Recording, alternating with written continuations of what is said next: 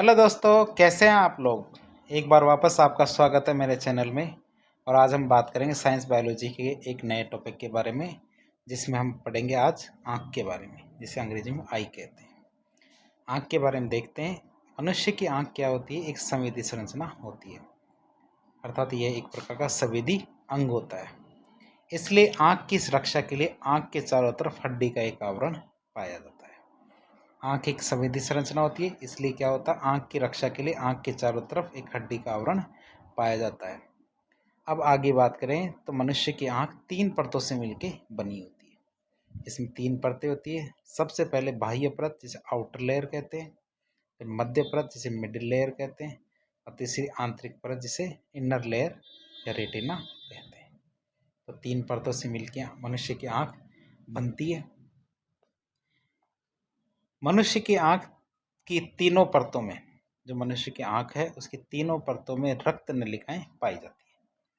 लेकिन जो कॉर्निया और लेंस होता है उसमें रक्त नलिकाएं नहीं पाई जाती। हमें ये याद रखना है कि जो कॉर्निया होता है, जो हमारे आँखों का पृष्ठ भाग होता है सबसे आगे देखने का, और जो लेंस होता है, इन दो चीज़ों के अंदर रक्त नलिकाएँ नहीं पाई जाती। बाकी सभी तीनों परतों में रक्त नलिकाएँ पाई जाती हैं। तो एक एक करके हम इन परतों के बारे में अध्ययन करते हैं। सबसे पहले बात करते हैं बाह्य परत की। बाह्य परत की बात करें तो मनुष्य के आँख में बाह्य परत के 2 भाग होते हैं। पहला भाग होता है जिसे वाइट पार्ट कहते हैं, जो सफ़ेद भाग, श्वेत पटल होता है। दूसरा भाग पारदर्शी भाग होता है, जिसे ट्रांसपेरेंट भाग कहते हैं या ट्रांसपेरेंट पार्ट कहेंगे। तो एक एक करके इनकी बात करें तो सफ़ेद भाग या श्वेत पटल या वाइट पार्ट की बात करें तो मनुष्य के आँख के बाह्य परत के सफ़ेद भाग को श्वेत पटल, स्क्लेरा या स्क्लीरा भी कह सकते हैं। और सफ़ेद भाग, श्वेत पटल, मनुष्य के आँख के बाह्य परत का 5/6 भाग बनाता है, अर्थात 5/6 भाग को घेर के रखता है। कौन? श्वेत पटल या वाइट पार्ट, किसके? बाह्य परत के। इसके बाद आता पारदर्शी भाग, जिसे ट्रांसपेरेंट पार्ट कहते हैं। मनुष्य के आँख के बाह्य परत के पारदर्शी भाग को चक्षुपटल या कॉर्निया कहते हैं, अर्थात आँख के अग्र पारदर्शी भाग को कॉर्निया कहा जाता है। क्या कहा जाता है? कॉर्निया कहा जाता है आँख के पारदर्शी भाग को, जो 1/6 भाग बनाता है बाह्य परत की, अर्थात 1/6 भाग को घेरता है। नेत्रदान किया जाता है। जब भी व्यक्ति अपनी आंखों का दान करता है अर्थात नेत्रदान करता है, तो मनुष्य अपनी आंख के कॉर्निया का ही दान करता है। तो हमने इन बातों के बारे में पढ़ लिया। सबसे पहले बाह्य परत के बारे में पढ़ लिया, और सबसे इम्पोर्टेंट बात कि नेत्रदान में मनुष्य की आंख का कॉर्निया का भाग का दान किया जाता है। और जो पारदर्शी भाग होता है, ये 1/6 भाग, तथा श्वेत पटल या वाइट पार्ट होता है, वो 5/6 भाग होता है। इसके बाद हम बात करेंगे मध्य परत की। मध्य परत की हम बात करें तो मनुष्य की आँख की मध्य परत के निर्माण की शुरुआत पिछले भाग से ही होती है। मनुष्य की आँख की जो मध्य परत है उसके निर्माण की शुरुआत कहाँ होती है? पिछले भाग से ही होती है। आपको ये इसमें चित्र के माध्यम से भी समझाया जाएगा। पहले इनकी डिटेल देख लेते हैं। मनुष्य की आँख की मध्य परत में सब अनेक छोटे छोटे उंगलीनुमा उभार पाए जाते हैं। जब मनुष्य की आँख होती है तो आँख के मध्य में क्या होता है? मध्य परत में अनेक छोटे छोटे उंगलीनुमा उभार पाए जाते हैं। और मनुष्य की आँख के मध्य परत में पाए जाने वाले इन छोटे छोटे उंगलीनुमा उभारों को सिलियरी बॉडी कहते हैं। और मनुष्य की आँख की मध्य परत में एक बड़ा उभार भी पाया जाता है, जिसे आइरिस कहा जाता है। हम ध्यान रखते हैं कि इसमें जो सबसे बड़े बड़े उभार होते हैं उसे आइरिस कहा जाता है, और छोटे छोटे उभार पाए जाते हैं उन्हें सिलियरी बॉडी कहते हैं। आइरिस के मध्य में एक खाली छेद होता है, जिसे पुतली कहा जाता है। हम जो देख सकते हैं आंखों का रंग किस प्रकार का होता है उसके आधार पर तय करते हैं। तो आइरिस के मध्य में एक रिक्त स्थान पाया जाता है, जिसे क्या कहते हैं? पुतली कहते हैं या प्यूपिल कहते हैं। मनुष्य के आँख की पूरी परत में रंगाकार कण पाए जाते हैं, अर्थात मनुष्य की आँख की पूरी परत होती है, उस परत में रंगाकार कण पाए जाते हैं। ये काले भी हो सकते हैं, भूरे भी हो सकते हैं, नीले भी हो सकते हैं। इसलिए आइरिस काले, भूरे और नीले रंग की हो सकती है। आइरिस क्या हो सकती है? काले, भूरे और नीले रंग की हो सकती है। और मनुष्य के आँख का रंग आइरिस के द्वारा ही निर्धारित किया जाता है, अर्थात मनुष्य के आँख का रंग कैसा होगा यह आइरिस के माध्यम से ही देखने पर पता चलता है। तो इस तरह हमने मध्य परत के बारे में भी अध्ययन कर लिया है। इसके बाद हम बात करेंगे आंतरिक परत की, जिसे हम रेटिना कहेंगे। तो रेटिना के बारे में जब हम अध्ययन करते हैं तो हम क्या पाते हैं कि आंतरिक परत या रेटिना की बात करें तो आंतरिक परत को ही रेटिना कहा जाता है।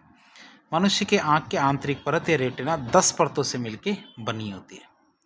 रेटिना की सबसे बाहरी परत शलाका और शंकु नामक कोशिकाओं से मिलकर बनी होती है। अर्थात जो रेटिना की सबसे बाहरी परत होती है वह शलाका और शंकु से मिलकर बनी होती है। रेटिना की जो बाहरी परत होती है उसमें शलाका कोशिकाएं अंधकार में या अंधेरे में या रात में या मंद प्रकाश में देखने के काम आती है। कभी कभी अचानक जब लाइट चली जाती है या हमें अंधेरे में रहते हैं तो कुछ समय बाद हमें हल्का हल्का दिखना शुरू हो जाता है, जबकि हमें शुरुआत में दिखता नहीं है। तो ऐसा क्या हो जाता है कि हमें हल्का हल्का दिखना शुरू हो जाता है? क्योंकि रेटिना की बाह्य परत में शलाका कोशिकाएं पाई जाती है जो हमें अंधकार में भी देखने में मदद करती है। रेटिना की जो बाहरी परत होती है उसमें शंकु कोशिकाएं पाई जाती हैं जो उजाले में या दिन में देखने के काम आती है। तो हम ये याद रखेंगे कि जो रेटिना की शलाका कोशिकाएं हैं वो अंधेरे में देखने के काम आती है और रेटिना की जो शंकु कोशिकाएं हैं वो दिन में या उजाले में देखने के काम आती है। रेटिना की बाहरी परत शंकु रंगों को देखने में भी काम आती है। अर्थात जो शंकु कोशिकाएं हैं उन्हीं के माध्यम से हमें रंगों का पता चलता है और शलाका कोशिकाओं के माध्यम से हम देख तो पाते हैं लेकिन कभी भी हम रंगों का निर्धारण नहीं कर पाते। रेटिना की जो आंतरिक परत होती है उसमें अनेक न्यूरॉन्स पाए जाते हैं। अर्थात यह अनेक न्यूरॉन्स से मिलकर बनी होती है। रेटिना की आंतरिक परत में सभी न्यूरॉन मिलकर तंत्रिका बनाते हैं। और रेटिना की जो आंतरिक परत है उस परत में जो रेटिना की आंतरिक परत है उसमें बनी तंत्रिका आँख से बाहर निकलती है और सीधे कहाँ चली जाती है? मस्तिष्क के अंदर चली जाती है। तो इस तरह हमने तीनों परतों के बारे में पढ़ा, बाह्य परत, मध्य परत और आंतरिक परत। आंतरिक परत को रेटिना कहा जाता है। इसके बाद बात करते हैं, हम जब भी किसी चीज़ को देखते हैं आँखों के माध्यम से तो हमारी फ़ोटो, उस वस्तु की फ़ोटो हमारी आँखों में बनती है। तो कभी भी पूछा जाए उसे प्रतिबिंब कहेंगे। तो परीक्षा में पूछा जाए मनुष्य की आँख में प्रतिबिंब के बारे में बताओ, अर्थात प्रतिबिंब कैसा बनता है, तो किसी भी व्यक्ति को देखने के लिए यह आवश्यक है कि रेटिना पर उसका प्रतिबिंब बनना चाहिए, ठीक है, या फिर उसकी एक फ़ोटो बने। जब भी हम आँख चेक कराने के लिए किसी भी हॉस्पिटल में जाते हैं तो हम आँखों के सामने देखते हैं तो एक घर को दिखाया जाता है मशीन के माध्यम से, तो उसकी एक फ़ोटो हमारी आँख के अंदर बनती है और उस फ़ोटो को देखकर ही हमारे आँख के नंबर बताए जाते हैं कि इस व्यक्ति का नंबर कितना है या फिर यह इसकी आँखें ठीक है।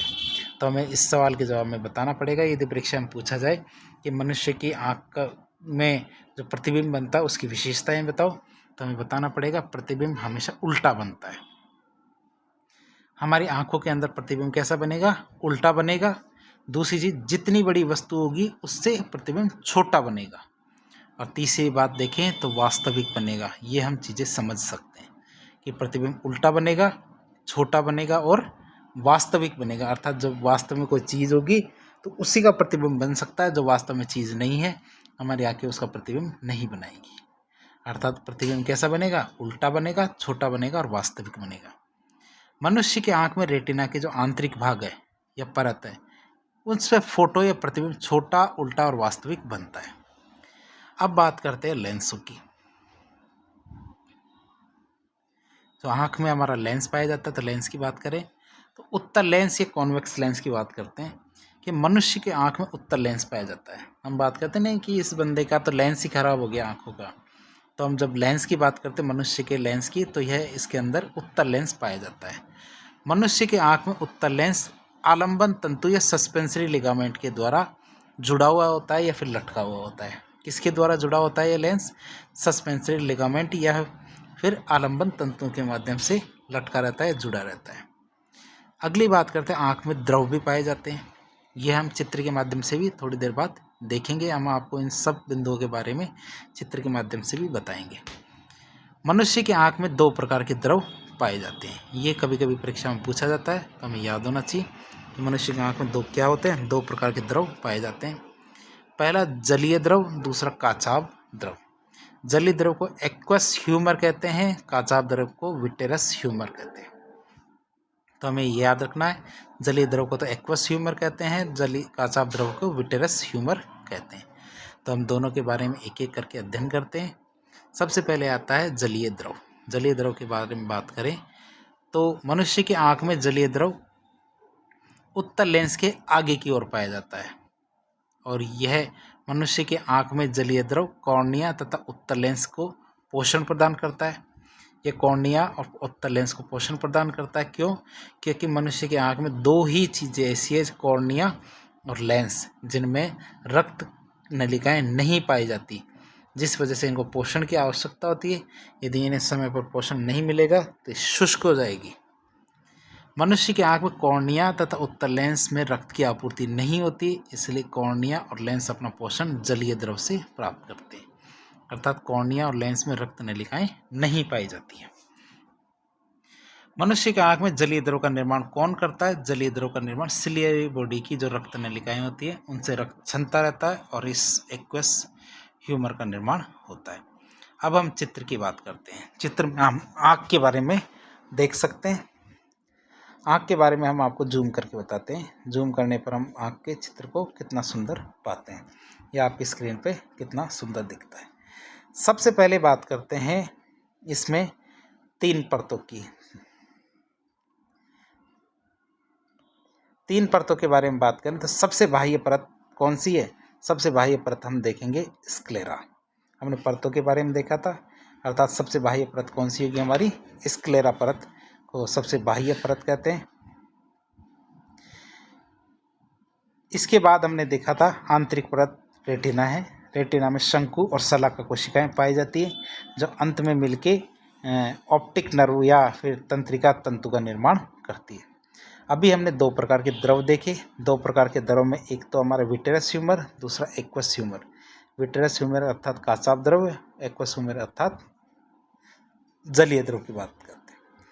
फिर हमने थोड़ी देर पहले हमने लेंस के बारे में पढ़ा, तो ये हमारा लेंस है। जब कॉर्निया की बात करें तो यहाँ से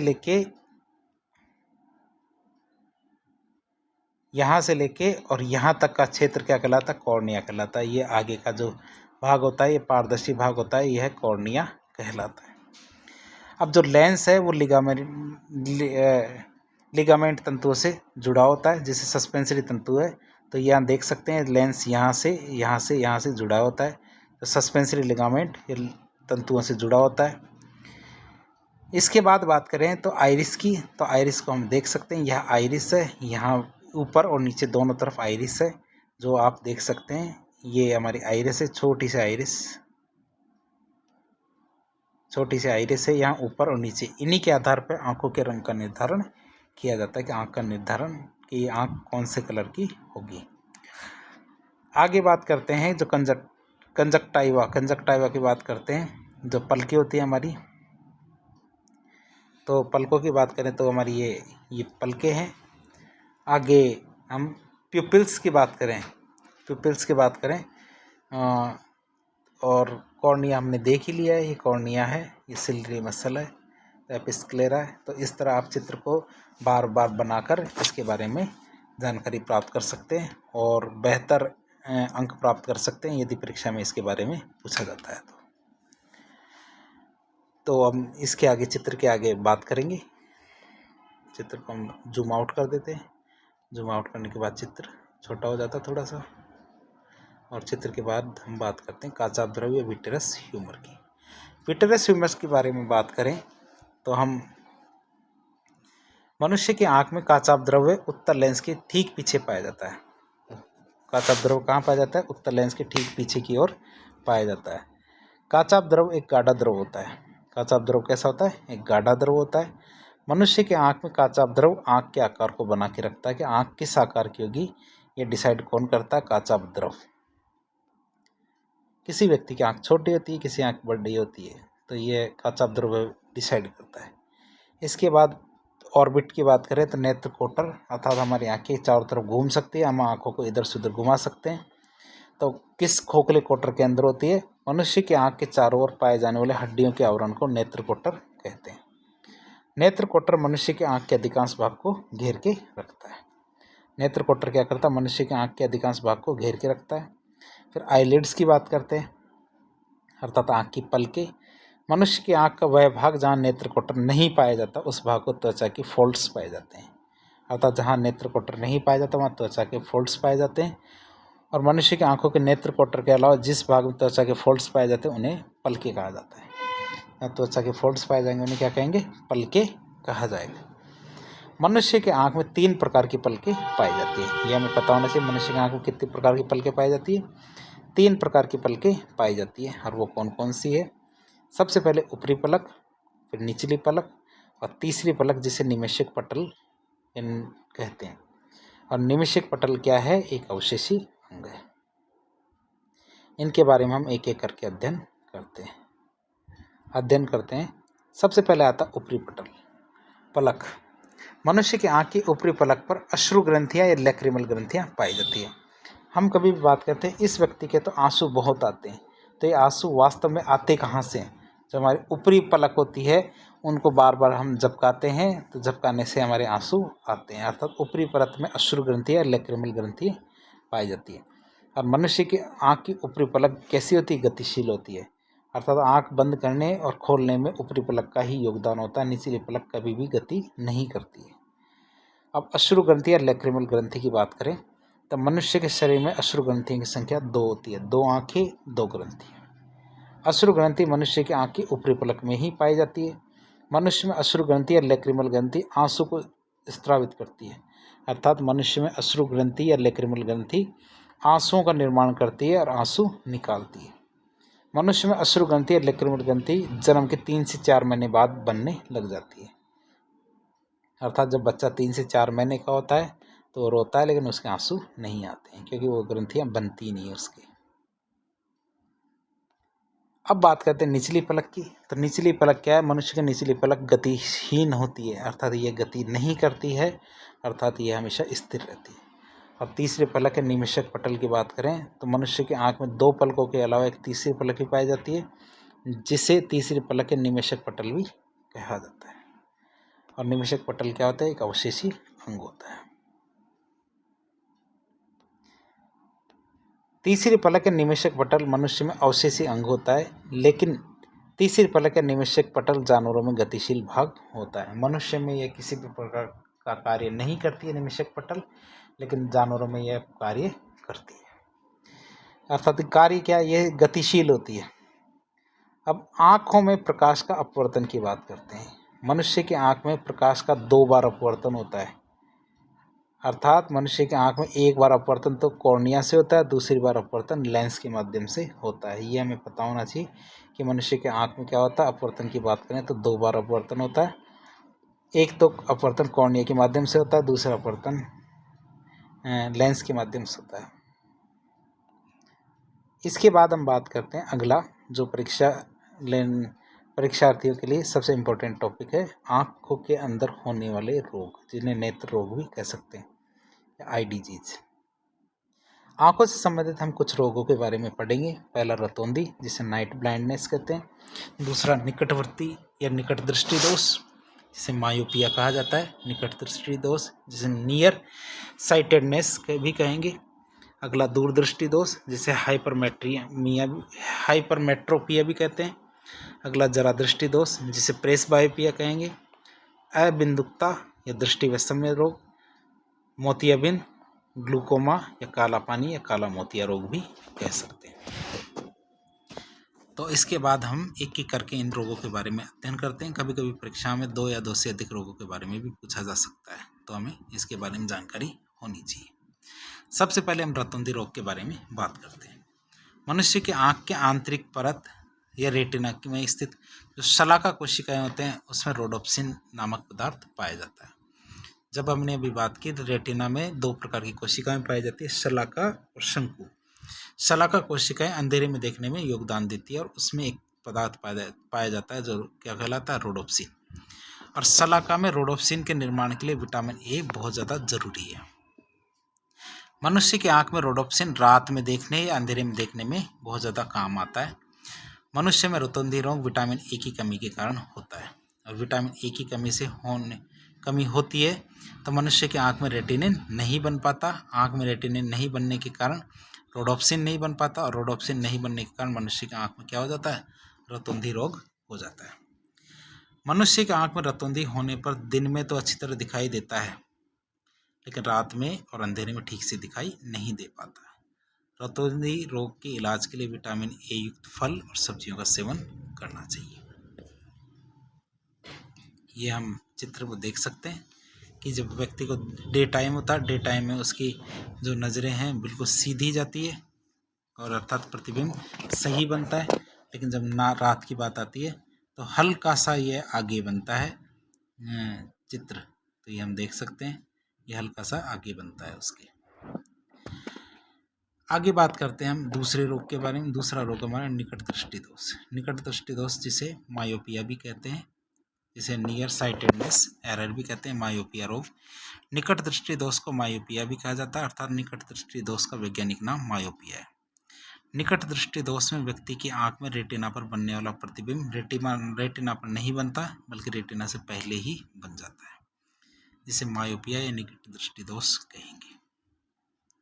अर्थात इसमें प्रतिबिंब आंख पर नहीं बनता, बल्कि आंख से पहले बन जाता है। जैसा कि चित्र हम देख सकते हैं कि ये पहले एक जगह है जहाँ पे चित्र बन जाता है, जो कि बनना यहाँ पे चाहिए। इस तरह चित्र यहाँ पे चित्र बनना चाहिए, लेकिन बन यहाँ पे जाता है। इसका उपाय देखें तो इसके उपाय में व्यक्ति लेंस लगाता है, अवतल लेंस लगाएगा। ये अवतल लेंस लगाया है, अवतल लेंस बनने के कारण यह प्रतिबिंब जगह पे बनता है जहाँ पे बनना चाहिए। तो हम इसको मिटा देते हैं। इसको मिटाने का बहुत आसान तरीका है। अब आगे बात करें तो मनुष्य की आंख में सामान्यतः प्रतिबिंब कहाँ बनता है, रेटिना पर बनता है। मनुष्य की आंख में सामान्यतः प्रतिबिंब रेटिना पर बनता है। व्यक्ति की आंख में प्रतिबिंब रेटिना पर ना बनकर रेटिना से पहले बनने के कारण व्यक्ति को निकट दृष्टि दोष हो जाता है। और इसका उपाय क्या होगा?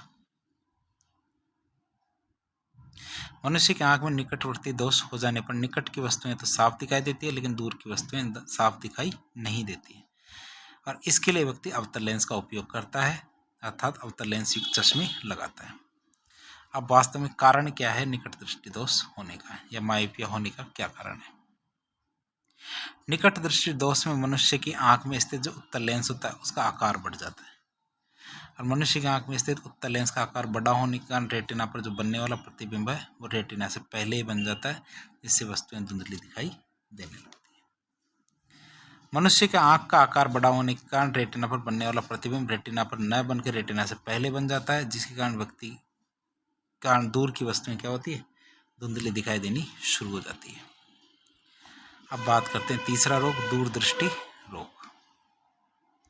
जिसे फार साइटेडनेस रोग या हाइपरमेट्रोपिया भी कहते हैं। मायोपिया निकट दृष्टि दोष होता है और हाइपरमेट्रोपिया दूरदृष्टि दोष होता है। दूरदृष्टि दोष को हाइपरमेट्रोपिया भी कहते हैं, अर्थात दूरदृष्टि दोष का वैज्ञानिक नाम हाइपरमेट्रोपिया भी है। दूरदृष्टि दोष में व्यक्ति की आंख में रेटिना पर बनने वाला प्रतिबिंब रेटिना पर नहीं बनता, बल्कि रेटिना से बहुत दूर बनता है।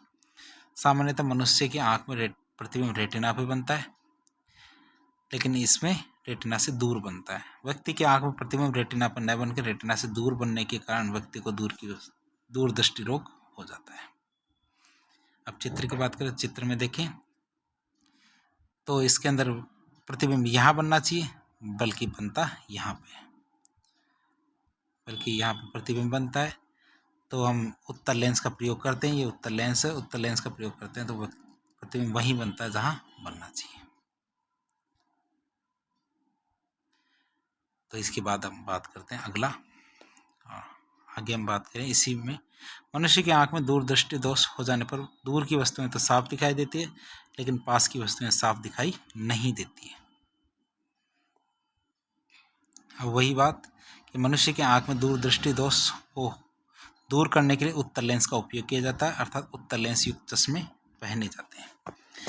दूरदृष्टि दोष या हाइपरमेट्रोपिया का क्या कारण है? दूरदृष्टि दोष में मनुष्य की आंख में जो उत्तल लेंस होता है उसका आकार छोटा हो जाता है। मनुष्य की आंख में स्थित उत्तल लेंस का आकार छोटा होने के कारण लेंस पर बनने वाला प्रतिबिंब रेटिना से जाके दूर बनता है, जिसके कारण पास की वस्तुएं धुंधली दिखाई देती है। मनुष्य की आँख का आकार छोटा हो जाने के कारण रेटिना पर बनने वाला प्रतिबिंब रेटिना पर नहीं बन के रेटिना से दूर बनता है, जिसके कारण पास की वस्तुएं क्या होती है, धुंधली दिखाई देती है। यह एक आसान टॉपिक था। अगले रोग के बारे में हम बात करें जिसे प्रेस बायोपिया भी कहेंगे, अर्थात जरा दृष्टि दोष।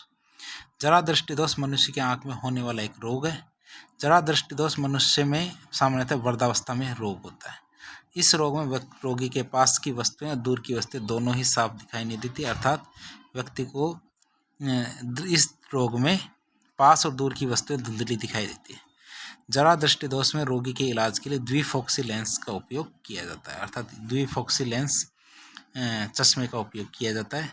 जरा दृष्टि दोष में रोगी के इलाज के लिए दिया जाने वाला द्विफोक्सी लेंस चश्मा में लेंस का ऊपरी हिस्सा ऋणात्मक होता है, जबकि लेंस का निचला हिस्सा धनात्मक होता है। अगले रोग के बारे में बात करें तो दृष्टि वैषम्य रोग, जिसको एस्टिग्मेटिज्म भी कहते हैं। दृष्टि वैषम्य रोग अर्थात एस्टिग्मेटिज्म भी कहते हैं अबिंदुकता। यह एक दृष्टि दोष है। अबिंदुकता को ही दृष्टि वैषम्य रोग भी कहा जाता है। अबिंदुकता को एस्टिग्मेटिज्म भी कहते हैं। अबिंदुकता रोग में मनुष्य की आंख में कॉर्निया की आकृति गोल नहीं रहती, अर्थात मनुष्य की आंख का कॉर्निया की आकृति गोल से चेंज हो जाती है। मनुष्य की आंख के कॉर्निया की आकृति गोलीय नहीं होने के कारण जिस व्यक्ति को क्षैतिज दिशा में साफ दिखाई देता है उसे ऊर्ध्व दिशा में साफ दिखाई नहीं देता, और जिस व्यक्ति को ऊर्ध्व दिशा में साफ दिखाई देता है उसे क्षैतिज दिशा में साफ नहीं दिखाई देता। इस रोग को अबिंदुकता भी कहते हैं। जैसे एस्टिग्मेटिज्म में देख सकते हैं कि नॉर्मली यहाँ जाके वो प्रतिबिंब बनना चाहिए, कि बनता कहाँ है, 3 जगह बनता है, 1 2 3, तो उसे एक ही जगह दिखाई देता है, दूसरी तरफ से दिखाई नहीं देता। इसको भंगापन भी कह सकते हैं। मनुष्य की आंख में अबिंदुकता या दृष्टि वैषम्य रोग होने पर अबिंदुकता या दृष्टि वैषम्य रोगी को बेलनाकार लेंस दिया जाता है, अर्थात इससे भंगापन को दूर किया जा सकता है। मोतियाबिंद बीमारी किसे कहते हैं? सामान्यतः मनुष्य के आंख का लेंस लचीला होता है और पारदर्शी होता है, लेकिन मनुष्य के आंख के लेंस पर कैल्शियम का जमा हो जाने के कारण आंख का लेंस कठोर हो जाता है और अपारदर्शी हो जाता है। इसलिए जिससे व्यक्ति किसी भी वस्तु को साफ या स्पष्ट रूप से नहीं देख पाता, अर्थात मोतियाबिंद अर्थात कैटरेक्ट। आंख नॉर्मली आंख कैसी होती है और कैटरेक्ट वाली आंख कैसी होती है? ये नॉर्मली आंख है, आई विद कैटरेक्ट, अर्थात इसमें बीच में मोतिया हो गया है। मनुष्य के आंख के लेंस पर कैल्शियम का जमाव हो जाने के कारण व्यक्ति को धुंधला दिखाई देता है, जिसे मोतियाबिंद कहा जाता है, अर्थात मोतियाबिंद में रोगी को निकट की वस्तु और दूर की वस्तु दोनों ही धुंधली दिखाई देती है। मोतियाबिंद के इलाज के लिए मोतियाबिंद के रोगी को लेंस प्रत्यारोपण के द्वारा नेत्र में स्थित जो कठोर लेंस है उसको हटा के एक कृत्रिम लेंस लगाया जाता है, अर्थात जो कठोर लेंस हो गया उसको तो हटा दिया जाता है और एक कृत्रिम लेंस उसके अंदर लगा दिया जाता है। अगले रोग के बारे में बात करें तो वह ग्लूकोमा या काला पानी या काला मोतिया रोग है। ग्लूकोमा मनुष्य की आंख में होने वाला एक रोग है। ग्लूकोमा को काला पानी रोग भी कहा जाता है। ग्लूकोमा को काला मोतिया भी कहा जाता है। इसमें हम चित्र देख सकते हैं। चित्र में हम ये नॉर्मल आई है, ये ग्लूकोमा वाली आई है। इसमें क्या आंख के ऊपर जो प्रेशर होता है ना, ये बहुत ज़्यादा बढ़ जाता है ग्लूकोमा रोग में। नॉर्मल आई में इतना ज़्यादा प्रेशर नहीं होता है। तो आगे हम बात करें इसी रोग में। जब मनुष्य की आंख में जलीय द्रव का निर्माण अत्यधिक होने लगता है तो आंख में जलीय द्रव कम निकलता है, तो मनुष्य की आंख में जलीय द्रव की मात्रा बढ़ जाती है। मनुष्य की आंख में जलीय द्रव की मात्रा बढ़ जाने की वजह से आंख में अंतःनेत्रीय दाब बढ़ जाता है। मनुष्य की आंख में अंतःनेत्रीय दाब बढ़ने के कारण मनुष्य प्रारंभ में तो आंख में दर्द होता है, बाद में आंख की कॉर्निया क्षतिग्रस्त हो जाती है। कॉर्निया क्षतिग्रस्त होने के बाद रेटिना क्षतिग्रस्त हो जाता है और अंत में व्यक्ति अंधा हो जाता है। मनुष्य की आंख में अंतःनेत्रीय दाब बढ़ने के कारण आंख की कॉर्निया रेटिना का क्षतिग्रस्त होना ही ग्लूकोमा कहलाता है। अब एक और दोष के बारे में बात करें तो आंख के अपवर्तनांक दोष के बारे में बात करते हैं। आंख के अपवर्तनांक दोष क्या है? मनुष्य की आंख में अपवर्तनांक दोष कौन कौन से हो सकते हैं? अपवर्तनांक अर्थात जो दूरी के हिसाब से होता है, अर्थात निकट दृष्टि दोष जिसे मायोपिया कहते हैं, दूर दृष्टि दोष जिसे हाइपरमेट्रोपिया कहते हैं, जरा दृष्टि दोष जिसे प्रेस बायोपिया कहते हैं, अबिंदुकता अर्थात दृष्टि वैषम्य, अर्थात जिनका इलाज हम चश्मे से कर सकते हैं। अब लेंस समायोजन क्षमता या समंजन क्षमता किसे कहते हैं? लेंस समायोजन क्षमता या समंजन क्षमता की बात करें,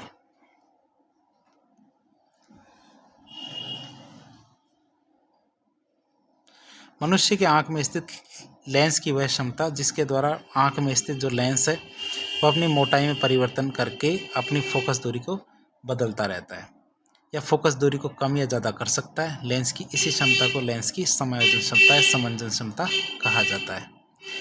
सिलेरी बॉडी के कार्य के द्वारा ही मनुष्य की आंख में लेंस की फोकस दूरी कम या ज़्यादा की जा सकती है। मनुष्य की आंख में लेंस की समायोजन क्षमता या समंजन क्षमता के कारण निकट की जो वस्तु है तथा दूर की जो वस्तु का प्रतिबिंब है तो वो रेटिना पर जाके बनता है। मनुष्य की आंख में जो लेंस की समायोजन क्षमता है समंजन क्षमता है, इसके कारण जब दूर की वस्तु को देखा जाता है तब आंख में स्थित जो लेंस की मोटाई है वो कम हो जाती है और आंख में स्थित लेंस की मोटाई कम होने से लेंस की फोकस दूरी बढ़ जाती है और दूर की वस्तु का प्रतिबिंब हम रेटिना पे देख पाएंगे।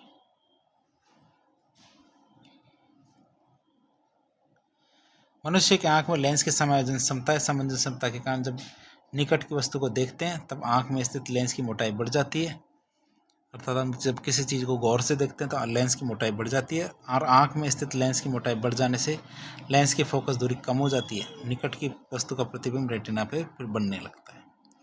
मनुष्य की आंख में स्थित लेंस की मोटाई में परिवर्तन करने के गुण को लेंस की समायोजन क्षमता या समंजन क्षमता कहते हैं। अर्थात अंधेरे में हमारी आंखें बढ़ जाती है, बड़ी बड़ी हो जाती है और दिन के अंदर हमारी आंखें छोटी हो जाती है। तो इस तरह हमने आंख के सभी पहलुओं के बारे में देखा, आंख के नामक चित्र के बारे में देखा, नेत्र से संबंधित जो भी रोग थे उनके बारे में देखा। तो इस तरह के इन्फॉर्मेटिव वीडियो देखने के लिए हमारे चैनल से जुड़े। हमारे वीडियो को यदि आपको ये पसंद आया तो इस वीडियो को लाइक करें, चैनल को सब्सक्राइब करें और अपने दोस्तों के साथ शेयर करें ताकि इस प्रकार के जो नॉलेज वाली जो मुहिम है हमारी उसको अधिक से अधिक लोगों तक पहुंचाया जा सके। धन्यवाद।